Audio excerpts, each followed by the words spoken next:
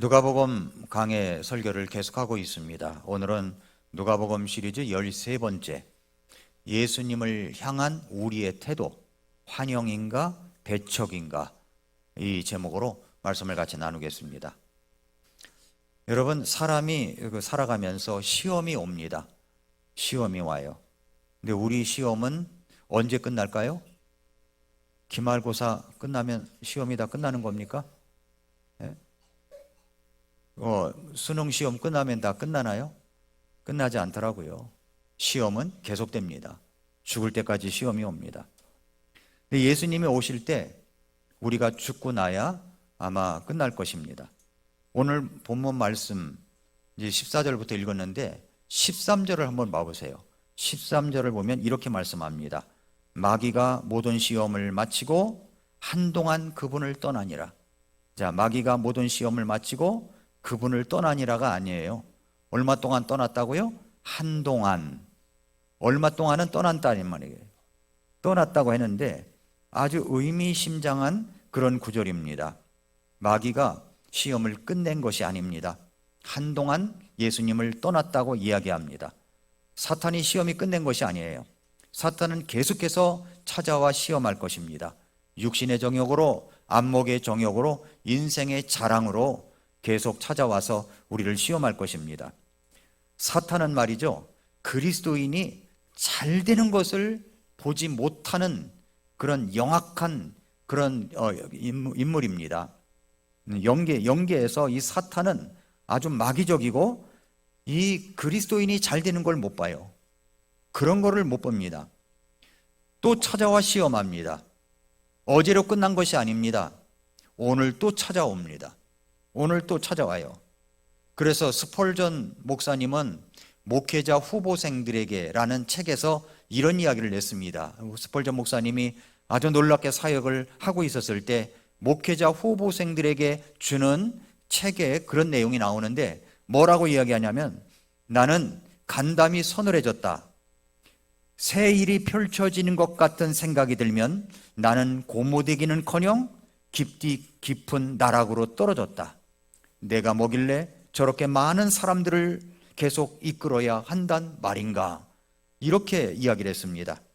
그러니까 스펄전이 두려웠던 것은 뭐냐면 잘 될 때 두려워했던 거예요. 잘 될 때. 마귀 사탄은 목회자들의 사역의 허니문을 결코 보지 못합니다. 허니문을 그냥 보지 못해요. 내버려 두지 않습니다. 오늘 13절에 마귀가 모든 시험을 마치고 한동안 그분을 떠났다고 했는데 우리들의 시험도 끝난 것이 아닙니다. 시험은 계속해서 찾아옵니다.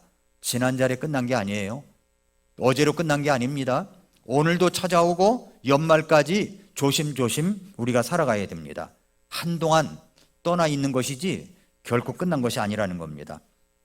그리고 이제 예수님의 사역이 14절부터 시작이 됩니다. 예수님이 2000년 전에 이 땅에 오셨습니다.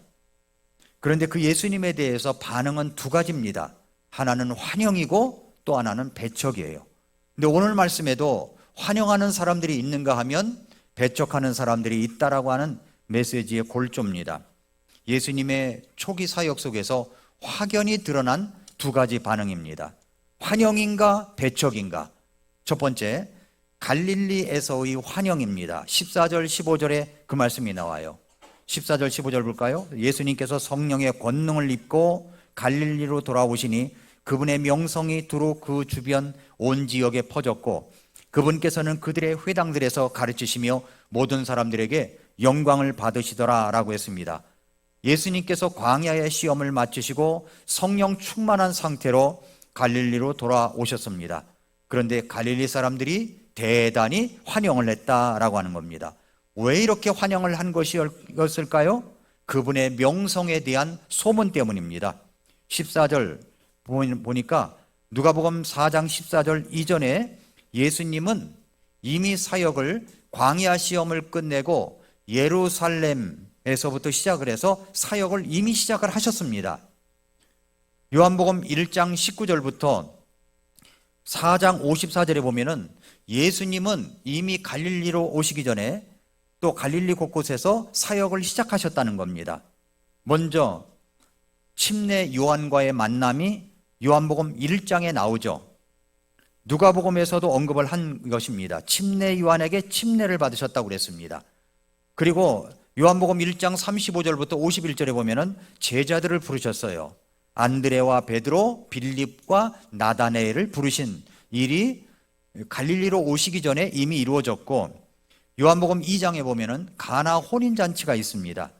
갈릴리 가나에서 물이 변하여 포도즙이 되게 하신 첫 번째 표적이 있었고, 또 요한복음 2장 13절부터 22절에 보니까 6월절에 사람들이 많이 모였는데 예루살렘 성전에서 상거래를 하는 사람들을 다 내쫓은 그런 사건이 또 있었습니다. 그때 6월절이 되면 지방에 있는 사람들이 예루살렘으로 모이게 되는데, 예수님의 이런 모습들이 6월절에 성전에서 장사하는 사람들을 다 내쫓으면서 성전을 깨끗하게 해야 된다고 말씀하신 그 예수님의 그 말씀하심이 지방에서 온 사람들이 6월절에 왔다가 지방으로 각기 고향으로 다 돌아가면서 유대, 이스라엘, 또 갈릴리 모든 지역에 그 명성이 퍼져 있는 상태입니다. 요한복음 3장에는 니고데모와의 대화가 있고요, 요한복음 4장에는 우물가의 여인, 사마리아 여인과 대화했던 내용이 나오고, 요한복음 4장 46절부터 54절에는 예수님께서 한 귀족의 아들을 고치신 사건이 나옵니다. 병들은 아들을 살리려고 가버나움에서 가나까지 왔습니다. 가버나움에서 가나까지는 이제 거리로, 직선 거리로 약 한 30km, 35km 되는데 걸어서 도보로 7시간에서 9시간 걸리는 거리입니다. 그런데 예수님의 명성을 듣고 자기 아들이 죽어가는 것을 듣고 보고서 아들을 살리기 위해서 예수님을 찾아온 사건이 요한복음 4장 마지막 부분에 나옵니다. 예수님께서 그렇게 예루살렘을 비롯해서 갈릴리, 가나에서의 사역을 마치시고 갈릴리 사역으로 돌아오신 것입니다. 14절, 15절이 그 내용이에요. 예수님께서 성령의 권능을 입고 갈릴리로 돌아오시니 그분의 명성이 두루 그 주변 온 지역에 퍼졌고, 그분께서는 그들의 회당들에서 가르치시며 모든 사람들에게 영광을 받으셨다라고 합니다. 압축된 구절이죠. 그런데 누가복음 4장 14절 15절에는 갈릴리 사역의 전반적인 내용을 압축해서 언급한 겁니다. 갈릴리에서의 예수님의 가르치심과 관련된 사역 내용은 다른 복음서에서도 많이 기록되어 있습니다. 예를 들어서 마태복음 4장 23절 25절을 열어보십시오. 마태복음 4장 23절 25절.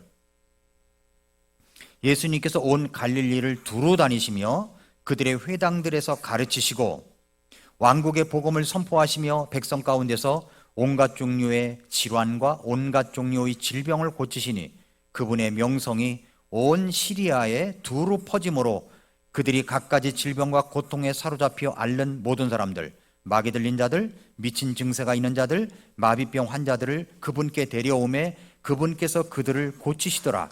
이에 갈릴리와 데가볼리와 예루살렘과 유대와 요르단 건너편에서 나온 사람들의 큰 무리들이 그분을 따르니라 라고 했습니다. 갈릴리 사역에서는 예수님의 명성이 온 지역에 다 퍼져 있었기 때문에 그렇게 예수님을 따라다녔다는 겁니다. 마가복음 1장에도 그런 내용이 나오고요, 쭉 요한복음에도 나오고 마태복음에도 그런 내용이 나옵니다.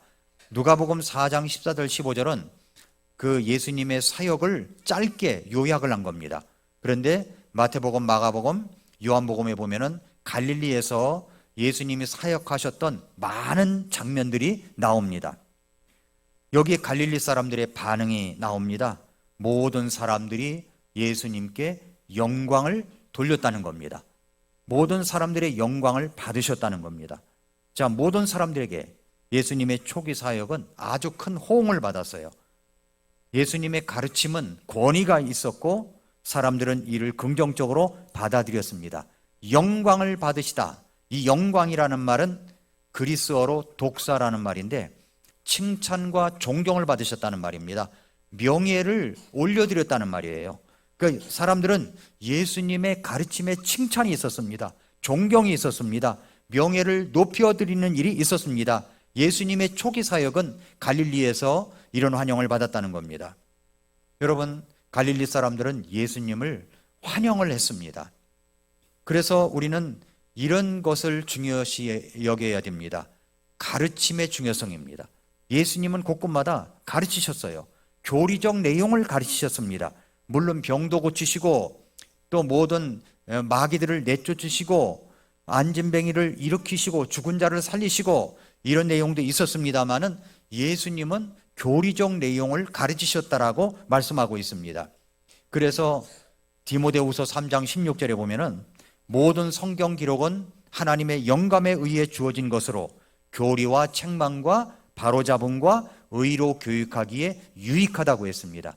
그래서 우리가 말씀을 우리가 들을 때 교리적으로 내 믿음을 체계를 잘 잡아놓지 아니하면 어떤 풍파가 밀려오면 흔들릴 수가 있습니다. 교리적으로 잘 잡아놔야 돼요. 예수님의 교리적 가르침은 아주 놀라웠습니다. 보통 서기관들과 같지 않다고 성경에도 말씀하고 있습니다. 그래서 우리는 겸허히 배우는 자세를 가져야 됩니다. 초기 예수님의 사역 속에서 그 가르침을 받았던 사람들은 놀랍고 아주 놀라워하면서 예수님께 영광을 올려드렸습니다. 그것이 뭐냐면 겸손이라고 하는 겁니다. 겸손이 배워야 된다는 거예요. 겸손이 배워야 됩니다. 배우는 자의 태도를 보면 그 사람이 겸손한지 그렇지 않은지를 알 수가 있습니다. 그렇다면 여러분, 겸손하십니까? 내가 잘 배우고 있습니까? 말씀을 잘 가르침을 받고 있나요? 예수님의 가르침을 환영하는 사람입니까? 아니면 배척하는 사람입니까? 말씀을 환영하는 사람, 말씀에 대한 태도를 바르게 갖는 사람은 예수님을 환영하는 사람들입니다. 오늘 갈릴리 사람들은 예수님을 환영했습니다. 이거 첫 번째 이야기고, 두 번째는 예수님께서 배척받으신 이야기예요. 어디서 배척받았느냐 하면 4장 16절부터 27절까지 보면은 나사렛에서 배척을 받으셨습니다. 누가복음 4장 16절에 그분께서 자기가 자라난 나사렛에 가사, 어디로 가셨어요? 나사렛 가사 자기 관례대로 안식일에 회당에 들어가 읽으려고 서시니, 자, 예수님께서는 이제 고향인 나사렛으로 가십니다. 거기서 어린 시절, 청소년 시절 이곳에서 성장하신 그런 고향입니다. 여기 자기 관례대로 그랬죠? 자기 관례대로라는 말은, 이 말은 습관을 말하는 거예요. 습관대로, 관습대로 예수님이 관례대로 안식일에 회당에 들어가 읽으려고 섰다. 뭘 읽으려고 섰을까요? 하나님의 말씀입니다. 하나님의 말씀을 읽으려고 섰습니다. 예수님께서 단지 특별한 경우에만 회당에 가신 것이 아닙니다. 일관된 삶의 습관으로 안식일마다 회당에 참석하셨다라고 하는 것을 여기서 읽을 수가 있죠. 관례는 예수님이 유대 율법과 전통을 존중하고 순종하신 모습을 보여줍니다. 자기 관례대로라고 그랬어요. 개인적으로 의도적으로 행하신 습관임을 강조한 겁니다. 그러므로 우리도 우리 어린아이 때부터 의도적인 습관이 중요한 겁니다. 하나님의 말씀을 가까이 하는 습관이 중요한 거예요. 의도적으로 예배당에 오고 의도적으로 우리가 하나님께 예배를 올려드리고 참여하고, 이런 모습들은 예수님도 그렇게 하셨기 때문에 우리도 어린아이 때부터 우리 아이들을 의도적으로 그렇게 가르쳐야 되고 세워가야 된다는 것입니다. 자, 예수님께서 읽으신 성경 말씀이 있습니다. 4장 17절부터 21절 보세요. 섬기는 자가 대언자 이사야의 책을 그분께 넘겨드림으로, 예수님이죠. 예수님께 넘겨드림으로 그분께서 그 책을 펴서, 그러니까 이사야서를 핀 겁니다. 이렇게 기록된 데를 찾으시니라. 찾으셔서 읽으셨어요. 찾으셔서 읽으셨습니다. 그 성경 기록이 이르되 18절, 주의 영께서 내게 임하셨으니 이는 그분께서 내게 기름을 부으사 가난한 자들에게 복음을 선포하게 하셨기 때문이라. 그분께서 나를 보내신 것은 마음이 상한 자들을 고치며 포로된 자들에게 구출을, 눈먼 자들에게 다시 보게 함을 선포하고 상처 입은 자들을 자유롭게 하며 주의 받아주시는 해를 선포하게 하려 하심이라 하였더라.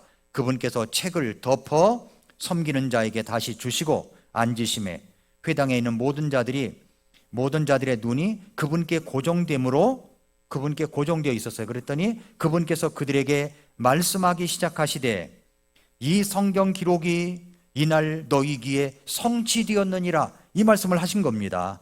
그러니까 예수님은 이사야의 말씀을 정확하게, 이사야의 말씀을 읽으셨는데 정확하게 이야기한다면 이사야서 61장 1, 2절을 읽으신 겁니다. 물론 다른 구절도 있지만. 그리고 예수님이 스스로 그 예언의 성취자이시다 라고 하는 것을 선포하신 겁니다. 뭐라고 그랬어요? 21절에 이 성경 기록이 이날 너희 귀에 성취되었다는 겁니다. 성취가 되었다, 이루어졌다는 말이에요. 무슨 말입니까? 여기에서 예수님이 왜 오셨어요? 그분께서 내게 기름을 부으사, 누구에게? 예수님에게. 그러면서 5가지 이야기를 합니다. 복음이 오고 예수님이 찾아오면 어떤 일이 벌어지느냐? 5가지 일이 벌어져요. 가난한 자들에게, 가난한 자들 이야기하고, 마음이 상한 자들, 포로된 자, 눈먼 자, 상처 입은 자, 5종류의 사람이 나옵니다. 이런 사람들에게 복음이 선포되고, 그 다음에 마음이 상한 자들을 고치고, 포로된 자들을 구출해내고, 눈먼 자들을 다시 보게 하고, 상처 입은 자들을 자유롭게 해주는 일, 이게 예수님이 오시면 이 일이 벌어진다는 겁니다. 그러니까 예수님이 오시면 물론 죄인을 찾아 구원하러 오셨다고 하지만 예수님이 인용하셨던 이 이사야서 61장 1, 2절 말씀을 풀어가지고 이 말씀을 하신 겁니다. 그러면서 이 말씀이 너희 귀에 이루어졌다는 겁니다. 너희 귀에 이루어졌다. 이 이야기를 앉아서 이제 유대인들이 다 듣고 있었던 겁니다. 그러자 그 사람들의 반응이 나와요. 반응이 뭐냐면 4장 22절입니다. 모두가 그분에 대해 증언하고 그분의 입에서 나오는 은혜로운 말씀들에 첫 번째로 놀랐어요. 깜짝 놀란 겁니다. 깜짝 놀래요. 은혜로운 말씀들에 놀라 이르되, 오늘 우리 아이들 나와서 찬양하는 모습을 보니까 카메라 다 꺼내가지고 다 찍더라고요. 제가 그 생각했습니다. 나 설교할 때는 이런 사람이 한 사람도 없었는데 우리 아이들이 나오니까 아주 열띤 환영을 받는구나, 이런 생각이 들었는데, 아무튼 저도 나와서 찍었습니다만은 너무너무 예뻤어요. 너무너무 예뻤어요. 그런데 여러분, 저는 우리 아이들이 찬양 못지않게 나와서 스피치, 자기가 믿는 신앙에 대해서 한 5분, 10분간 이야기할 수 있는 실력들을 길러갔으면 좋겠어요. 그래서 이번에 제가 돌아오는 주일날 우리 아이들 그렇게 좋아하는 성경 인물을 찾아가지고 그걸 만들어 오라고 하는 것은, 그건 이제 시작을 하는 겁니다. 우리 아이들이 나와서 자기가 믿는 바에 대해서, 자기는 왜 침례교회 다니는가, 나는 왜 킹제임스 흠정역 성경을 읽는가, 뭐 이런 식으로다가 자기 믿음을 고백한다고 하면 깜짝 놀랄 거 아닙니까? 너무 깜짝 놀랄 것 같아요. 그런 기대감을, 제가 그런 목표를 갖고 있습니다. 그런데 예수님께서 여기에 이사야 말씀을 풀어서 쫙 설명을 하시니까 어떤 말씀이냐고 했냐면 은혜로운 말씀이라고 그랬어요. 은혜로운 말씀. 그러면서 이 사람들이 놀란 겁니다. 말씀에 놀래버렸어요. 야, 놀랍다. 그러면 박수가 나와야 되잖아요. 박수가 나오고 정말로 하나님께 영광을 올려드리고, 이분은 정말 놀라운 뭔가 있구나라고 생각해야 되는데, 뭐라고 얘기했냐면, 두 번째 반응이 뭐냐면은 놀라 이르되, 뭐라고 그랬냐면은 이 사람은 요셉 아들 아니야? 이렇게 이야기했다는 거예요. 요셉의 아들이 아니냐? 라고 얘기했습니다. 그러니까 그들의 믿음으로 이게 연결돼야 되는데, 늘 익숙했던 그런 것들이 믿음을 방해하고 있다는 것입니다. 예수님을 단순히 인간적으로만 보고 있다는 것이죠. 인간적으로만 보고 있었습니다. 여러분, 여러분의 익숙함이 여러분의 믿음에 방해가 될 수가 있습니다. 익숙함이 그럴 수가 있는 거예요. 너무 세상에 익숙해버리면 여러분의 믿음에 방해가 됩니다. 익숙함이 나의 믿음에 방해가 될 수 있기 때문에 우리는 내 생각을 버려야 됩니다. 그리고 어린아이처럼 반응할 줄 알아야 돼요. 아이들은 좋으면 좋다고 하고, 싫으면 싫다고 하고, 슬프면 울고, 그렇게 하는 것이 어린아이들의 반응입니다.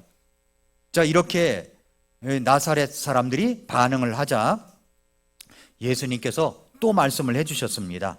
그건 예수님의 이제 도전입니다.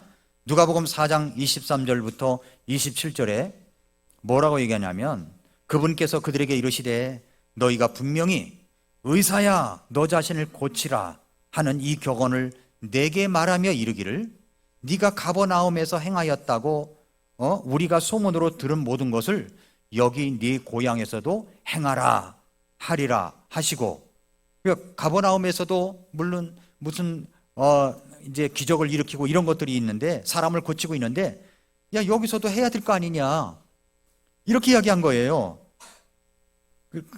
그렇게 예수님이 말씀하시는 거죠. 그들의 반응이 그렇다는 겁니다.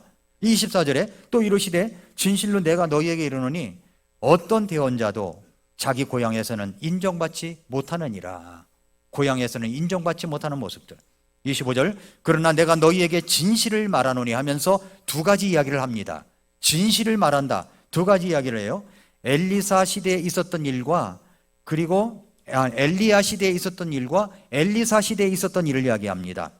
25절 엘리야 시대에 3년 6개월 동안 하늘이 닫혀 온 땅 전역에 큰 기근이 들었을 때 이스라엘에 많은 과부가 있었지만 엘리야가 그들 중 아무에게도 보내어지지 아니하고 오직 시돈의 도시 사렙다에 사는 한 과부 여인에게만 보내어졌으며, 그러면서 이제 사렙다 과부 이야기를 하는 것이고, 그 다음에 27절에 또 대언자 엘리사 때에 이스라엘에 많은 나병 환자가 있었지만 그들 중 아무도 정결하게 되지 못하고 오직 시리아 사람 나아만만 정결하게 되었느니라. 그러니까 사렙다 과부 이야기하고 나아만 이야기를 여기서 꺼낸 겁니다. 엘리야 시대 이야기, 엘리야 시대 이야기, 엘리사 시대 이야기를 꺼낸 겁니다. 자, 먼저 두 가지 예 중에서 첫 번째 볼까요? 엘리야 시대에 사렙다 과부가 있었습니다. 엘리야는 이스라엘에 큰 기근이 있었을 때 하나님께서 보내신 곳이 이방 나라의 땅 시돈의 사렙다였습니다. 이것이 열왕기상 17장 8절부터 16절에 나오는 이야기입니다. 그 당시에는요 많은 과부들이 있었어요.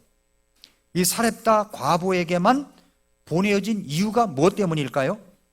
엘리야 시대에 큰 가뭄이 있었습니다. 하나님께서 엘리야를 시돈 도시의 사렙다로 보내십니다. 그런데 그곳에는 과부 여인이 나뭇가지를 주워가지고 마지막 가루 한 움큼과 기름 조금 남아있는 것을 가지고 빵을 만들어 그것을 먹고 자식과 함께 먹고 죽어야 되겠구나, 이제 이게 끝이구나 이렇게 생각하고 그렇게 나뭇가지를 줍고 있었습니다. 그런데 거기에 하나님이 보내오신 사람 엘리야가 나타났습니다. 그러면서 말하기를 그 빵을 내게로 가져오라 그랬어요. 빵 만들어서 자기부터 달라는 거예요. 이 과부는 이것 만들어 가지고 아들과 함께 먹고 죽으려고 한다고 말을 했습니다. 그러자 엘리사가 열왕기상 17장 13절 14절에 이렇게 말합니다. 두려워하지 말고 가서 네가 말한 대로 하라. 그러나 먼저 그것으로 나를 위해 작고 납작한 빵 하나를 만들어 내게 가져오고 그 뒤에 너와 네 아들을 위해 만들라. 주 이스라엘의 하나님께서 말씀하시는데 하나님께서 비를 땅 위에 내리는 날까지 가루통이 고갈되지 아니하고 기름병이 마르지 아니하리라 하셨다. 그러나 나를 위해 빵 하나를 만들어서 가져와라. 그러니까 네가 먹고 싶지만 나를 위해서 먼저 만들어서 가져오라는 겁니다. 그러자 이 과부가 어떻게 반응했을까요? 나 먹기도 힘든데 어떻게 이분은 자기부터 달라고 하나. 그런데 여기 엘리야가 뭘 전했어요? 하나님께서 이르시되 라고 그랬죠. 하나님께서 이르시되 나를 위해서 그것을 만들주면 비가 오는 그날까지 네 가루통에 가루가 떨어지지 아니하고 기름병에 기름이 떨어지지 않을 거야. 그러니까 아직 이루어지지 않은 일들을 만들어 놓고서 이야기한 겁니다. 지금 현실은 한 움큼의 가루, 기름 조금이에요. 이것은 여기 자식과 함께 먹기도 아마 모자랐을 겁니다. 그런데 이거 먹고 죽으려고 한다. 이제 우리 끝이다라고 했는데 끝이 아니야. 그거 만들어 가지고 나부터 먼저 줘봐. 이 말은 뭡니까? 순종이라는 거죠. 엘리야가 자기부터 배가 고프니까 자기부터 먹기 위해서 그런 겁니까? 그동안 까마귀를 통해서 다 공급을 받았는데요. 그런데 여기 엘리야가 말한 것은 네가 하나님의 말씀에 먼저 순종을 하라는 겁니다. 순종이지 그거 조금 먹겠다고 그런 게 아니에요. 하나님 말씀에 순종하라는 것이지. 그러자 이 과부는 어떻게 합니까? 엘리야의 말대로 합니다. 엘리야의 말대로 해요. 그랬더니 이게 뭔 일입니까? 어떤 일이 벌어졌어요? 통에 가루가 떨어지지 아니하고 기름병에 기름이 쏟으면 계속 나오는 겁니다. 이런 놀랄 일이 벌어졌어요. 무엇입니까? 순종과 감사가 그의 생애를 바꾸는 겁니다. 이 과부는 그 어려운 상황에서도 어떻게 반응을 했냐면 믿음으로 반응을 한 겁니다. 믿음입니다. 믿음으로 반응하는 사람들에게는 부족하지 아니하고 떨어지지 아니한 이 놀라운 일들이 벌어진다. 이것을 이야기한 것입니다. 이 이야기를 예수님께서 나사렛에 있는 사람들에게 이야기한 겁니다. 예수님께서 가르치시려고 했던 것이 무엇입니까? 사렙다 과부는 이방인이었지만은 믿음과 순종으로 반응해서 하나님의 기적을 경험했다. 그러나 이스라엘 백성들이 하나님께 불순종하고 우상 숭배에 빠져 있는데 하나님의 택하신 선민으로서 하나님의 은혜를 당연시하면서 믿음 없는 태도로 받아들이지 아니하는 태도를 보인다면 하나님의 구원이 이방인들에게도 임할 것임을 말씀하시는 것입니다.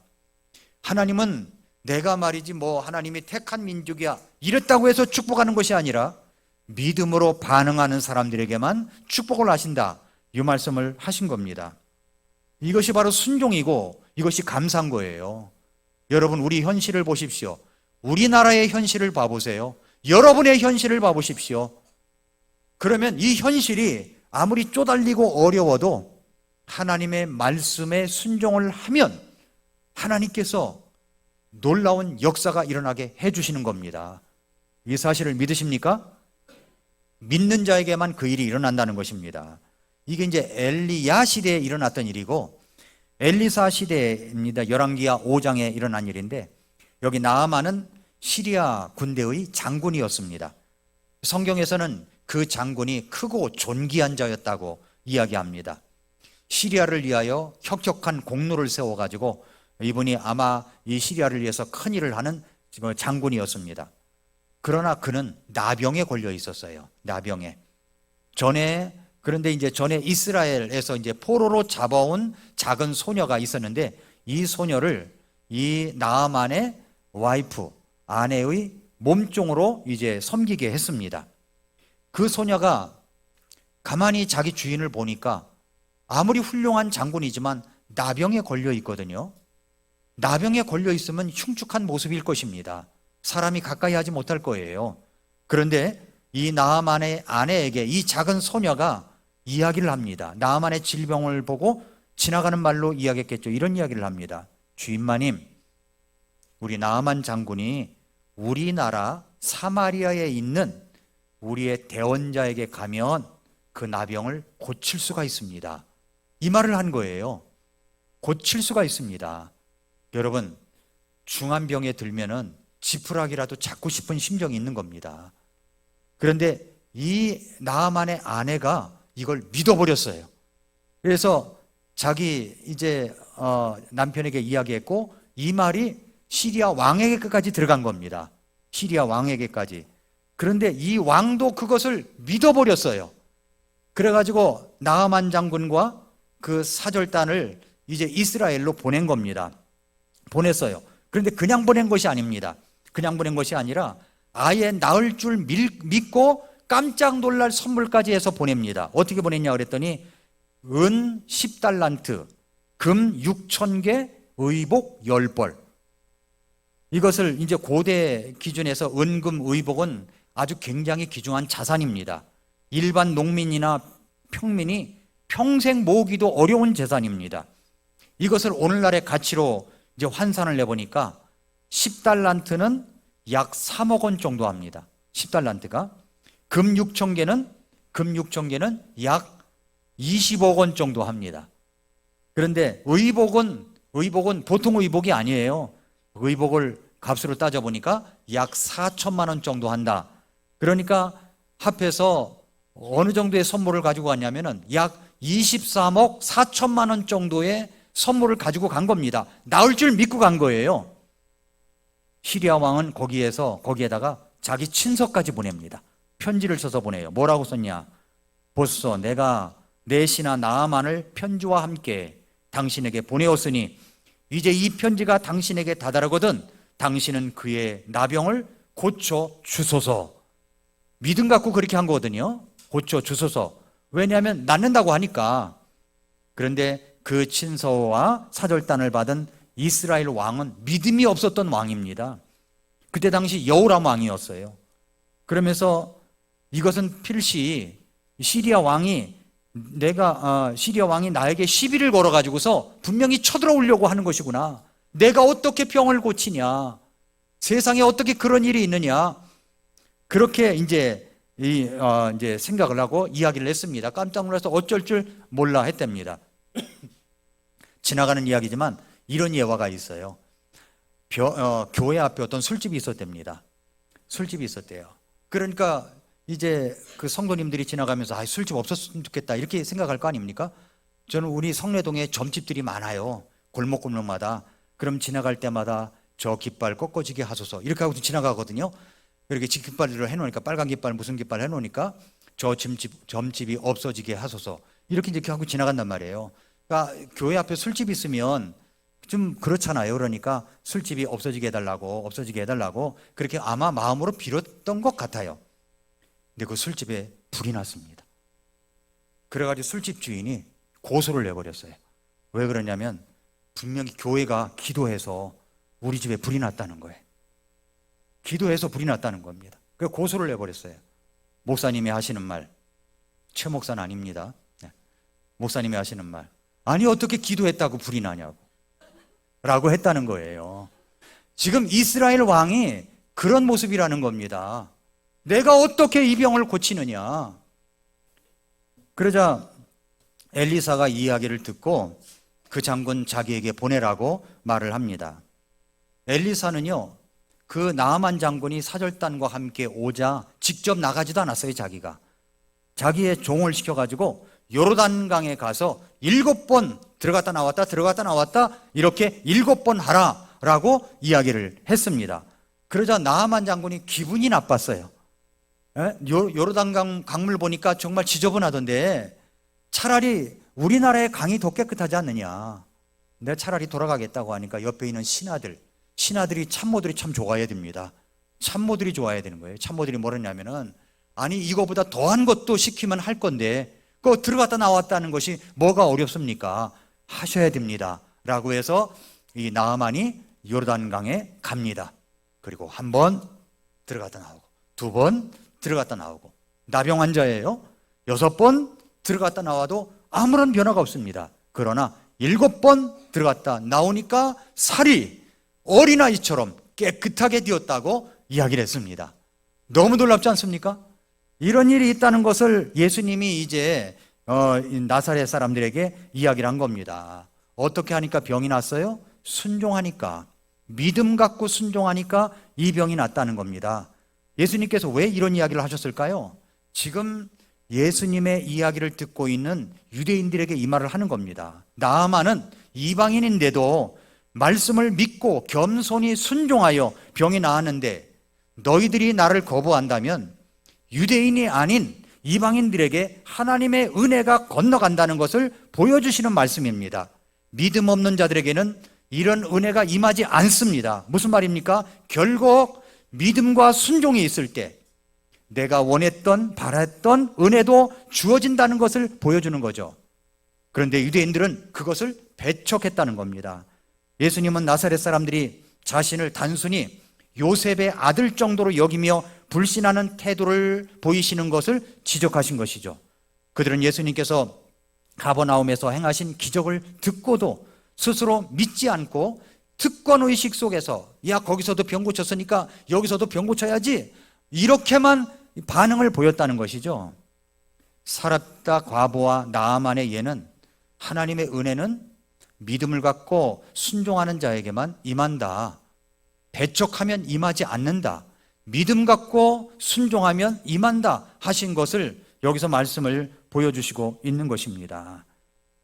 그래서 이제 예수님이 그 말씀을 하니까 이들의 배척의 정도가 어느 정도까지 가냐면 4장 28절 29절 보세요. 회당에 있는 모든 자들이 이것들을 듣고 들었습니다. 믿음은 들음에서 난다고 그랬죠. 믿음으로 연결되어야 되는데 이들은 분노로 연결시켰어요. 이것들을 듣고 진노로 가득 차서 29절 일어나 그분을 도시 밖으로 밀어냅니다. 막 밀어내더니 자기들의 도시가 세워진 산에 낭떠러지까지 끌고 갔습니다. 그분을 끌고 갔다고 표현해요. 끌고 갔습니다. 거꾸로 떨어뜨리려고 죽이려고 했던 겁니다. 죽이려고. 사람이 분노하면 사람을 죽이려고까지 갑니다. 그래서 미워하는 것도 살인이라고 그랬잖아요. 그러자 예수님께서 어떻게 하십니까? 거기서 4장 30절에 그분께서는 그들의 한가운데를 지나 자기 길로 가셨다. 유유히 가신 겁니다. 잡을 수도 없었어요. 자, 이 말씀은 결론이 뭐냐면 환영인가 배척인가입니다. 환영인가 배척인가. 여러분 요한복음 1장 11절을 한번 열어보십시오. 요한복음 1장 11절 그리고 12절. 요한복음 1장 11절과 12절. 요한복음 1장 11절과 12절을 다 같이 열어보시기 바랍니다. 그분께서 자기 땅에 오셨어도 그분의 백성이 그분을 받아들이지 아니하였으나, 자, 여기 받아들이지 아니한 겁니다. 11절은 12절 그분을 받아들인 자들 곧 그분의 이름을 믿는 자들에게는 다 하나님의 아들들이 되는 권능을 그분께서 주셨다라고 했습니다. 여기 보세요. 받아들이지 아니한 사람이 있고 받아들인 사람이 있어요. 예수님이 2000년 전에 이 땅에 오셨습니다. 그리고 예수님이 이 땅에 태어나신 날이 분명히 있겠죠. 그날이 12월 25일은 아닙니다. 그러나 오신 것은 분명합니다. 구세주로 오셨습니다. 예수님이 오신 것은, 하나님의 아들이 이 땅에 오신 것은 잃어버린 자를 찾아 구원하시기 위해서 오셨습니다. 누구든지 그분을 받아들이면, 믿으면 구원을 받아요. 그러나 받아들이지 않는다면 그분은 예수님을 배척했기 때문에 배척한 결과가 있는 겁니다. 갈릴리의 환영과 나사렛의 배척은 요한복음 1장 11절과 12절에 해당되는 겁니다. 자, 우리의 태도를 보십시오. 복음이 우리의 선입견과 기대를 흔들 때 우리는 환영할 것인가 아니면 거부할 것인가 하는 겁니다. 예수님을 진정으로 환영하는 자에게는 구원의 은혜와 풍성한 삶이 보장되어 있습니다. 그러나 예수님을 받아들이지 아니하면, 배척하면 그 결과는 심판으로 이어집니다. 요한복음 3장 36절에 아들을 믿는 자에게는 영존하는 생명이 있고 아들을 믿지 않는 자는 생명을 보지 못하며 도리어 하나님의 진노가 그 위에 머물러 있다라고 했습니다. 배척하면 진노가 머물러 있고 심판이 오는 겁니다. 그러나 받아들이면 영존하는 생명이 있게 되는 것입니다. 여러분, 예수님이 이 땅에 오셨습니다. 기쁘다 구주 오셨네 만백성 맞아라. 예수님이 오셨어요. 그러면 우리는 어떤 사람입니까? 받아들인 사람들이에요. 그렇죠? 받아들인 사람들. 이 받아들인 사람들은 기쁘다 구주 오셨기 때문에 우리가 뭘 해야 돼요? 기뻐해야 되는 겁니다. 기뻐해야 되는 거예요. 예수님이 오셨는데 늘 우울한 얼굴, 근심 어린 얼굴이 아니라 기뻐해야 되는 겁니다. 시편 37편 4절에 또한 너 스스로 주를 기뻐하라. 그분께서 네 마음에 소원한 것들을 네게 주시리라. 여러분, 기뻐하는 사람에게 뭔가 더 주고 싶은 겁니다. 주님을 기뻐하래요. 예수님이 이 땅에 오심을 기뻐하고 찬양해야 됩니다. 하박국 3장 18절 19절에 나는 주를 기뻐하며 내 구원의 하나님을 기뻐하리라. 우리는 기뻐하기로 작정한 사람들입니다. 그러면서 말하기를 19절에 주 하나님은 나의 힘이시니 그분께서 나의 발을 암사슴의 발 같게 하사 나를 나의 높은 곳들에서 다니게 하시리라. 빌립보서 4장 4절에 항상 주를 기뻐하라. 내가 다시 말하노니 기뻐하라 라고 했습니다. 예수님이 내 마음에 오셨으면 우리는 기뻐할 수밖에 없어요. 맞습니까? 아멘입니까? 여러분, 주님이 우리를 위해서 오셨습니다. 주 보혈로 날 구해준 그 사랑이 깊고 크십니다. 상하심과 죽으심이 날 대속해서 구원해 주셨습니다. 하늘 영광 다 버리고 이 땅에 오신 주 예수님, 그 사랑이 그 주님의 사랑이 그 일을 이루어 주셨습니다. 그 사랑이 내 마음속에 위로도 주시고 평안도 주시고 기쁨도 주시는 것입니다. 그러므로 주님 고맙습니다. 찬양합니다. 주님의 사랑을 높입니다. 이런 찬양이 우리 정말 이 시즌에, 예수님이 오셨다고 하는 이 시즌에 우리는 날마다 집에서나 직장에서나 교회에서나 늘 주님을 높여야 될 줄로 믿습니다. 예수님이 이 땅에 오셨습니다. 환영하시겠습니까? 배척하시겠습니까? 기도하겠습니다.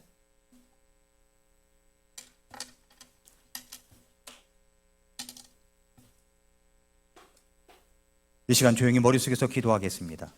예수님이 이 땅에 오셨어도 받아들이지 않는 사람들이 있습니다. 예수님이 이 땅에 오셔서 받아들인 자들이 있습니다. 여러분은 여러분의 죄를 회개하고 예수님을 마음의 구세주로 받아들인 적이 있으십니까? 예수님이 이 땅에 오셨습니다. 예수님은 여러분의 마음을 두드리시면서 내가 너를 위해 죽었다. 너의 죄를 용서했다. 나를 받아들이지 않겠니? 라고 물으십니다. 여러분 가운데 저는 아직 예수님을 받아들인 적이 없습니다. 그러나 제가 예수님을 믿고 구원받고 예수님을 받아들이고 싶습니다. 목사님, 저를 위해서 기도해 주십시오. 이런 분 계시면 잠깐 오른손을 들었다 내려주시기 바랍니다. 그런 분 계십니까? 받아들인 적이 없습니다. 그러나 제가 받아들이고 싶습니다. 이런 분 있으면 잠깐 손 들어주시기 바랍니다. 그런 분 계십니까? 그런 분 계십니까? 사랑하는 성도 여러분, 우리가 예수님을 받아들였다면 우리에게는 영존하는 생명이 있습니다. 이제는 죽어도 삽니다. 살아서 주를 믿는 자는 영원히 죽지 않습니다. 기쁘다, 구주 오셨습니다. 주님을 기뻐하십시다. 예수님의 보혈로 날 구해준 그 사랑 정말 놀랍게 찬양하면서 우리 주님을 기뻐하십시다. 우리 한번 같이 기도할까요? 주님, 제가 주님이 이 땅에 오심을 받아들인 사람입니다. 주님을 기뻐하며 살 수 있도록 도와달라고 같이 기도하겠습니다.